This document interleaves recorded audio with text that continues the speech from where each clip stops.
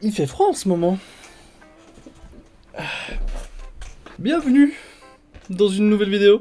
Pardon. Aujourd'hui, on va parler d'un sujet qui est l'inspiration. Et attends, je vais juste réparer ma caméra parce que... Est-il grave de s'inspirer du travail des autres? Bah... non. Voilà, fin de la vidéo, merci. Oui, il existe tellement de choses dans ce monde que forcément au bout d'un moment vous allez juste vous inspirer de quelqu'un, de quelque chose, d'un univers, d'un personnage, pour rendre votre univers plus amusant pour vous et vous joueurs. C'est tout simple. En prenant des idées déjà existantes et en les remodelant avec votre propre personnalité, votre propre idée, vos univers, vos choses, les différents trucs qui existent, eh bien vous allez juste donner quelque chose de nouveau. Même si c'est inspiré, c'est quelque chose de nouveau. Je vais m'utiliser comme exemple. Récemment, bon, comme vous le savez, moi j'ai des vidéos d'écriture où j'écris des univers en même temps, mais là, j'écris beaucoup d'univers en même temps parce que mon cerveau il est comme ça, il est brouillé, il a besoin de plein de contenus différents, et du coup ça fait que à chaque fois que je regarde un nouveau film, une nouvelle série, un nouvel animé, bref, des trucs comme ça, ça fait que mon cerveau se dit ok. Ah ouais, c'est trop cool. Et du coup, je suis obligé de remplir mon univers de plein de trucs différents.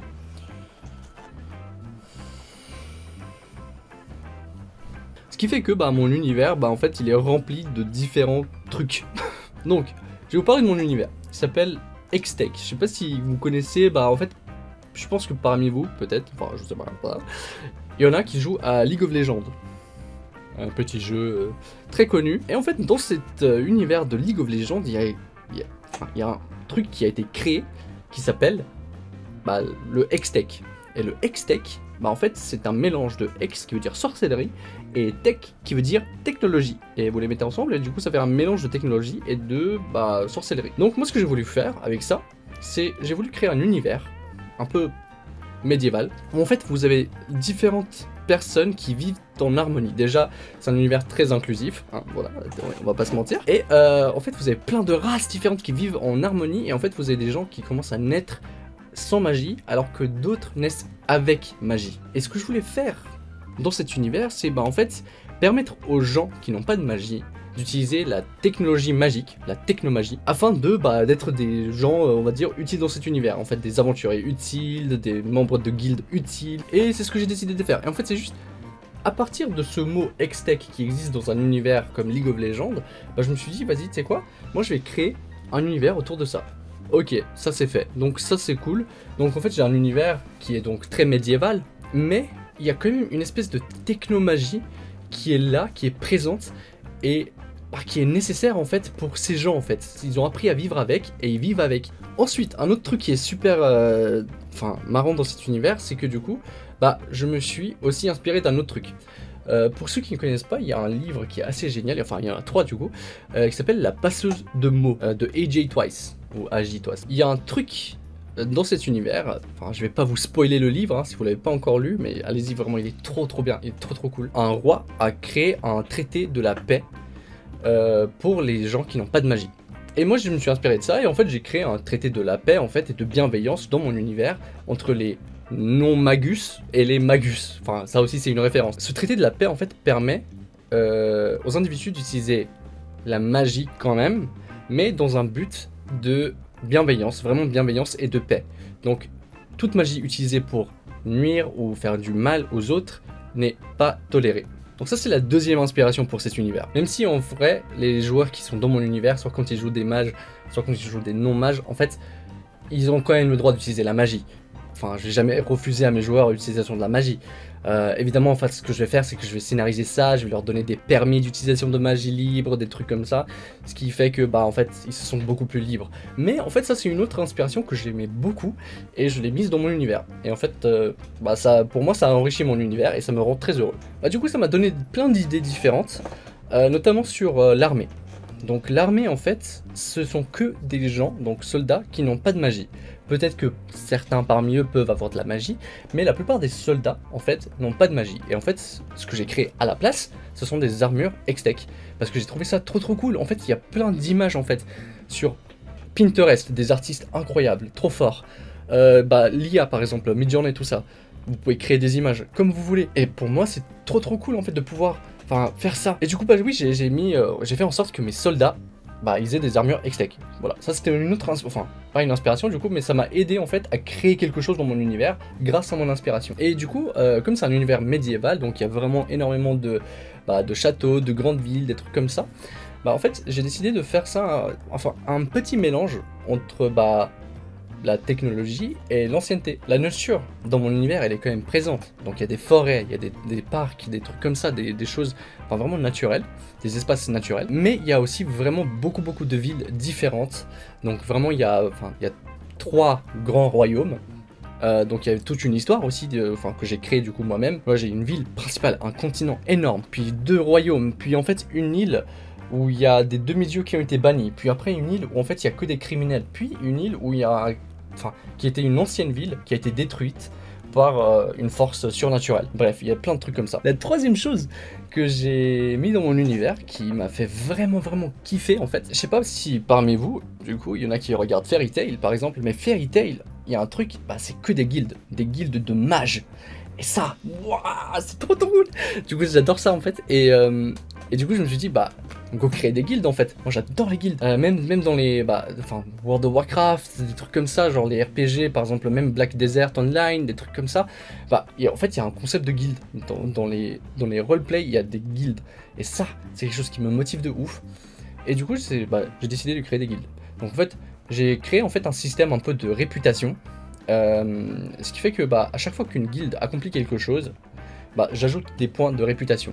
Ce qui fait que en fait il y a les meilleures guildes il y a top 3 des guildes, puis après vous avez d'autres guildes qui les suivent. Et chaque guilde a une histoire. Et en fait là je suis toujours en création, mais pour l'instant j'ai 3 guildes principales, puis une guilde qui est super cool pour le scénario, puis après j'ai une autre guilde qui peut être cool pour le scénario aussi. Donc en fait ça prend du temps, vous allez sur Pinterest et vous regardez les designs, character design, art design, je sais pas quoi. Et vous regardez. Et en fait, vous trouvez un personnage qui vous inspire. Et vous dites, ok, lui, ce personnage, je l'aime bien. Lui, son histoire, c'est ça. Il s'appelle comme ça. Il fait partie de la guilde, là. Et boum, là, vous avez créé une guilde à partir d'une inspiration, d'une image que vous avez trouvée sur Pinterest. Et en plus de ça, les images, ça aide de ouf avec les joueurs. Et ouais, et en fait, le monde, en fait, il est infini. Vous pouvez vraiment ajouter des choses tout le temps, même pendant le scénario, même si votre joueur vous dit quelque chose genre « Ah, est-ce que je peux trouver ça ?» Et vous dites « Bon fais-moi un jet, ou va par là, va parler avec un PNJ qui pourrait peut-être t'aider potentiellement à trouver ça. » Puis en fait, pendant ce temps-là, pendant que je perds le temps de mon joueur un peu à ce qu'il parle avec des gens, qu'il aille chercher des choses comme ça, en même temps je vais chercher des images, je vais générer des images avec les IA et tout ça. Et pour permettre à ce joueur de trouver cette chose-là. Et ça fait que en fait votre univers se remplit. En fait, il se remplit tout le temps. Il est tout le temps en train de grandir. Parce que même vos joueurs en fait ont des inspirations et parfois ils vous disent moi en fait j'aimerais bien trouver ça, ça me fait penser à ça. Et du coup vous dites ok ouais je vois de quoi il parle, de quoi elle parle. Ok, pas de souci, boum boum boum, vous trouvez quelque chose, paf, vous envoyez. C'est pour ça qu'il faut vraiment être prêt à improviser tout le temps. Si vous êtes tout le temps prêt à improviser, créer des trucs, quand vous êtes MJ, votre tête elle est partout en même temps. C'est ça qui est marrant. Un autre truc, dans mon univers, il y a aussi des combats de gladiateurs. En fait, ce sont des combats de gladiateurs magiques, voire Hextech du coup.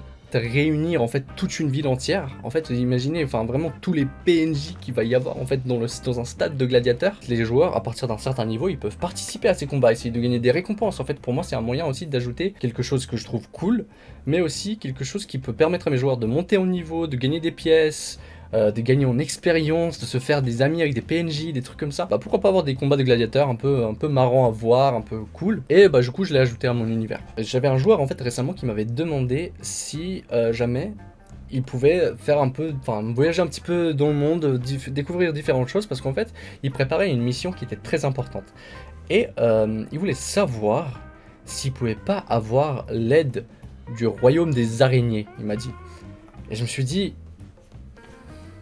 pourquoi pas. Fait tu peux aller parler avec les PNJ, tu peux parler avec la reine. J'ai aussi créé des PNJ cartographes en fait qui lui ont permis de découvrir différentes zones. En vrai, je vais ajouter en fait un petit royaume d'araignées mais qui est caché. Qui est en fait caché, qui est souterrain on va dire, qui n'est pas vraiment reconnu comme un vrai royaume. Et il a fini par le trouver. Donc il l'a trouvé, il est rentré, il a parlé avec la dame, la reine des araignées. Bah en fait il a fait en sorte que bah du coup il a rencontré la PNJ, il lui a parlé, il s'est passé des choses, puis ensuite il a présenté la reine des araignées à la vraie reine de mon univers, ce qui a fait que bah il a créé un espèce de lien en fait dans le peuple qui a fait que bah la reine elle a fait bon bah pas de souci, les araignées vous allez nous aider pour la mission importante, et nous, on va vous créer votre propre royaume reconnu dans mon univers. Et il a fait, waouh, trop cool, et il était très content, parce que, en fait, il avait un réel impact dans mon jeu, et moi, j'étais juste prêt à improviser rapidement, et du coup, je l'ai fait, et j'ai fait, ok, c'est bon, tu rencontres la reine, puis après, je me suis dit, ok, je n'ai pas du tout les statistiques de la reine, je n'ai pas ses points de vie, j'ai pas ses capacités, j'ai rien, c'est pas grave, j'ai juste improvisé, on verra ça plus tard. Du coup, j'ai créé cette reine, j'ai fait ok tiens voilà c'est bon elle est là, tu lui parles, hop il a créé un espèce de royaume et en fait il avait un réel impact dans l'univers et ça lui a fait plaisir. Donc ouais en fait tout ça pour dire que vraiment en fait mes inspirations dans mon univers viennent de partout, vraiment de partout parce que mon cerveau il en fait il est rempli de contenu que je vois parce que je vais très souvent au cinéma, je vais très souvent regarder des séries, du coup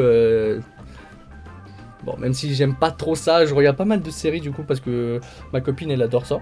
Du coup, je regarde avec elle. Voilà, et en fait, quand je vois un animé, une série, un film, ça rentre dans mon cerveau et je me dis, ok, ça je vais l'ajouter dans mon univers. Ah, tiens, je devrais écrire un livre. Genre des trucs comme ça, qui n'ont aucun sens, mais enfin qui ont du sens quoi. Voilà, j'espère que cette vidéo vous a plu.